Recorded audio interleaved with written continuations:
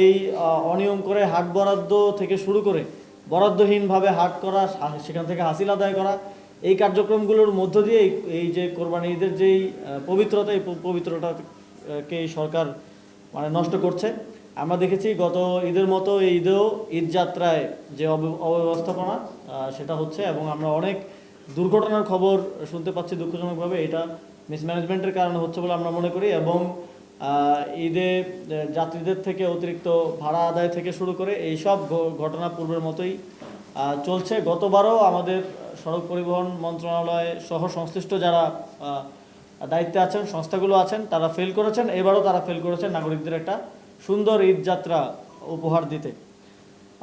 আমরা আরেকটা বিষয়, খুব রিসেন্টলি যেটা ঘটছে বিসিবি নির্বাচন, আমি এর পূর্ববর্তী বিসিবি নির্বাচনের সাথে যেহেতু জড়িত ছিলাম সেজন্য বলা প্রয়োজন। পূর্ববর্তী বিসিবি নির্বাচনের সময় আপনারা অনেক টকশোর পরে টকশো, আলোচনা, আন্দোলন, কর্মসূচি দেখেছেন যে নির্বাচন অব্যবস্থাপনা হচ্ছে।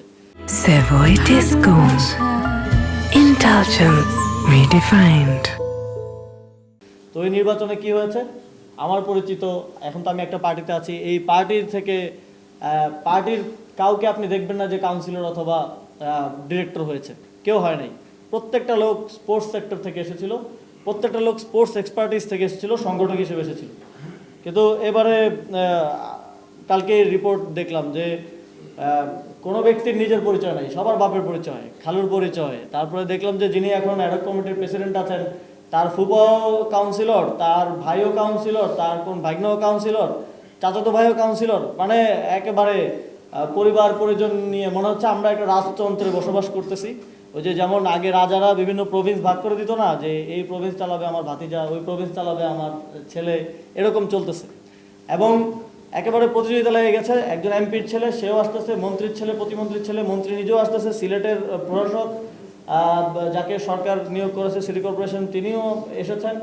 তো এটা হচ্ছে এই বিএনপির ক্রিকেট বোর্ড। এবং আমরা এর আগে সালাউদ্দিন আহমেদ, তারপর মির্জা ফখরুল ইসলাম আলমগীর, এখন যিনি ক্রীড়া প্রতিমন্ত্রী আছেন, তারপরে আমাদের বর্তমান স্পিকার মেজর হাফিজ সাহেব, সবার মুখে শুনেছি যে তারা স্পোর্টসকে দলীয়করণ করবে না।